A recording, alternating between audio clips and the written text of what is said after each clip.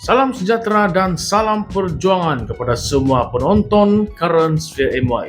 Pada video kali ini kita ingin mengulas tentang satu topik yang sangat panas, sangat mendalam, dan yang pasti akan menentukan hala tuju Sabah pada PRN 2025 nanti. Siapa yang akan jadi Ketua Menteri Sabah? Syafiq Apdal, Haji Jinor, atau adakah nama yang kita tidak jangka langsung akan naik hasil percaturan elit politik di balik pintu istana? Persoalannya, adakah kuasa sebenar masih berada di tangan rakyat? Atau kini sudah dirampas oleh kuasa-kuasa yang kita tidak boleh lihat? Baiklah, kita rujuk satu artikel yang sedang tular dan menjadi perbualan hangat. Artikel ini ditulis oleh Daniel John Jambun, Presiden Bopi Mafo dan juga Kamos. Artikel ini secara jelas menegaskan bahwa masa depan Sabah, termasuklah siapa bakal menjadi Ketua Menteri, mesti ditentukan oleh rakyat melalui pilihan raya, bukan oleh pihak-pihak tertentu di balik tabir, termasuklah institusi istana. Tapi yang menariknya, tulisan ini bukan sekadar kritikan kosong. Ia turut mengulas semula satu artikel akademik oleh Dr. Arnold Puyok yang bertajuk Power Behind the Istana Gates, Musa Aman's Quiet Influence in Sabah's Election. Anda pernah dengarkah tajuk ini? Kalau belum, biar saya jelaskan. Artikel oleh Dr. Puyok itu menyebut tentang bagaimana Musa Aman, ya nama yang dulu pernah memimpin Sabah, masih mempunyai pengaruh dalam politik negeri, walaupun beliau kini tidak lagi memegang jawatan rasmi. Ada anggapan bahwa beliau boleh menentukan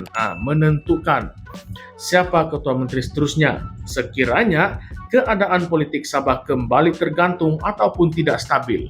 Nah, disinilah bermulanya perbincangan kontroversi. Menurut Daniel John Jambun, kenyataan seperti itu, walaupun dari sudut akademik sebenarnya berbahaya. Sebab apa?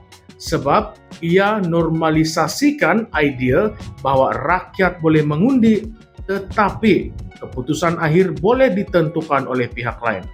Pihak yang tidak kita pilih. Lebih-lebih lagi selepas perkara 6/7 dalam Perlembagaan Negeri Sabah dimansuhkan. Satu peruntukan yang sebelum ini mewajibkan TYT Sabah melantik ketua menteri daripada parti yang memenangi majoriti. Tanpa peruntukan ini, TYT kini mempunyai budi bicara yang lebih besar untuk menentukan siapa boleh menjadi Ketua Menteri, walaupun calon tersebut bukan dari parti yang menang pilihan raya secara mutlak. Sekarang, saya ingin tanya Anda, adakah ini adil? Kita beratur panjang, awal pagi sudah keluar rumah, mengundi pemimpin yang kita percaya. Tetapi akhirnya orang lain yang menentukan siapa yang pegang kuasa. Kalau kita benarkan naratif ini berkembang, maka tidak mustahil PRN nanti hanya menjadi persembahan palsu demokrasi. Sedangkan keputusan sebenar sudah dirunding awal di bilik mesyuarat tertutup. Dan bila kita sebut Musa Aman, kita perlu jujur. Ya, beliau pernah dianggap sebagai figura penting dalam kestabilan politik Sabah satu ketika dahulu. Tetapi kita juga tidak boleh tutup mata terhadap sejarah. Era pentadbiran beliau dari 2003 hinggalah 2018 penuh dengan dakwaan rasuah, kronisme, dan kritikan terhadap cara hasil negeri diuruskan. Walaupun semua tuduhan rasuah terhadap beliau digugurkan pada tahun 2020, proses kehakiman itu tidak pernah berjalan secara menyeluruh di mahkamah terbuka.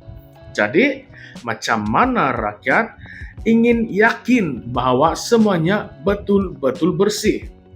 Bila isu pengaruh Musa Aman ini dibangkitkan semula, ramai rakyat Marhain mula tertanya-tanya, adakah kita akan kembali kepada zaman kitar semula pemimpin lama? Adakah Sabah tiada pilihan lain selain tokoh-tokoh yang sama? Kita juga tidak boleh lupakan bahwa ketidakstabilan politik di Sabah bukan berpuncak semata-mata daripada pembangkang ataupun perpecahan dalaman, tetapi berpunca daripada kegagalan menyelesaikan masalah asas rakyat. Tengok saja masalah air dan elektrik yang sampai hari ini belum lagi selesai-selesai. Kita masih bergelap, masih lagi menadah air hujan, masih berharap kepada janji-janji kosong. Jurang pembangunan antara Sabah dan Sarawak pula makin lagi melebar, walaupun kedua-dua negeri itu sama-sama menandatangani Malaysia Agreement 1963. Janji Putrajaya untuk pulangkan 40% hasil cukai daripada Sabah pun sampai hari ini masih lagi tidak jelas. Dalam laporan The Star tahun lepas, Menteri Ekonomi Rafizi Ramli sendiri mengakui bahwa pelaksanaan penuh MA63 masih lagi dalam peringkat rundingan. Jadi siapa sebenarnya yang gagal ini? Rakyat Sabahkah atau pemimpin-pemimpin di Putrajaya? Syafi Apdal pula kita kena nilai dengan adil. Beliau memang dilantik secara demokratik pada tahun 2018 selepas menang PRU 14. Waktu itu rakyat Sabah menolak Musa Aman dan memilih warisan.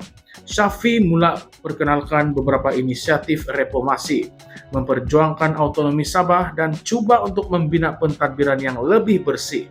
Tetapi pada tahun 2020, Musa Aman coba kembali berkuasa melalui tindakan politik yang tidak melalui pilihan raya. Cobaannya gagal dan akhirnya menyebabkan pembubaran DUN. Mandat dipulangkan semula kepada rakyat dan ironinya yang dituduh untuk coba merampas kuasa hari ini ialah Syafi dan bukan Musa Aman. Pelikkah tidak? Anehkah ataupun tidak? Kalau warisan dan sekutunya menang dengan majoriti jelas pada PRN 2025 nanti, adakah mereka akan benar-benar dibenarkan memerintah? Atau akan ada tangan-tangan gaib yang campur tangan atas nama stability politik ataupun kerjasama pusat negeri? Kita tahu sudah banyak kali di dalam politik Malaysia yang menang tidak semestinya memerintah. Tengok saja apa yang jadi di Perak, Melaka, dan Johor. Jangan biar sejarah gelap itu berulang di Sabah. Rakyat Sabah kena sedar, PRN kali ini bukan sekedar tentang siapa yang dapat kerusi paling banyak. Ia adalah referendum. Referendum terhadap sistem. Referendum terhadap elit yang mengatur kuasa tanpa mandat. Referendum terhadap ketidakadilan yang sudah terlalu lama berakar dalam struktur pentadbiran negeri.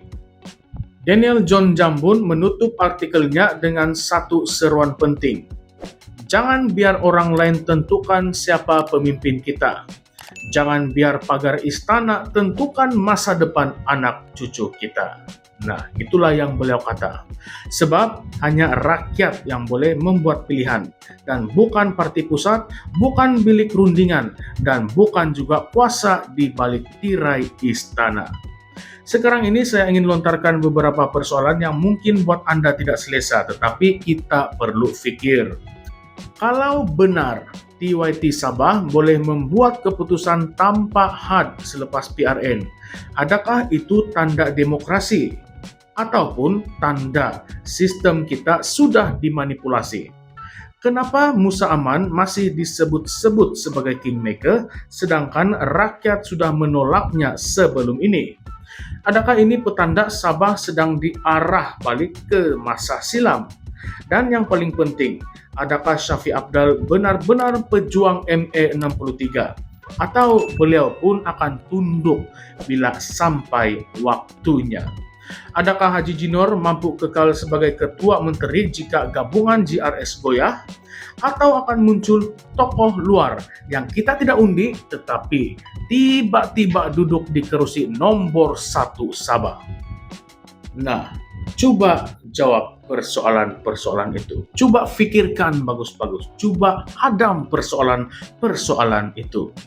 Kami di Currents VMY tidak akan berhenti bertanya. Kami akan terus menelanjangkan kebenaran, walaupun pahit. Karena ini bukanlah soal politik semata-mata. Ini adalah soal masa depan negeri kita. Soal air, elektrik, pekerjaan, dan hak kita yang selama ini diinjak-injak. Terima kasih karena telah menonton sampai habis, tetapi jangan berhenti di sini. Kongsikan video ini dengan seramai mungkin rekan-rekan Anda di Sabah, di Semenanjung, dan juga di Sarawak. Tekan like, subscribe, dan komen pendapat Anda. Adakah rakyat Sabah benar-benar berkuasa atau hanya menjadi penonton dalam sistem demokrasi yang sudah kelihatan hilang arah? Baiklah semua, sampai kita bertemu lagi, teruskan bersuara, teruskan bertanya, dan jangan pernah biarkan siapapun merampas suara Anda. Currents VMY, berani tanya, berani dedah. Salam sejahtera semua, salam perjuangan, salam reformasi, dan sekian sahaja. Jumpa lagi di video yang akan datang. Terima kasih semua.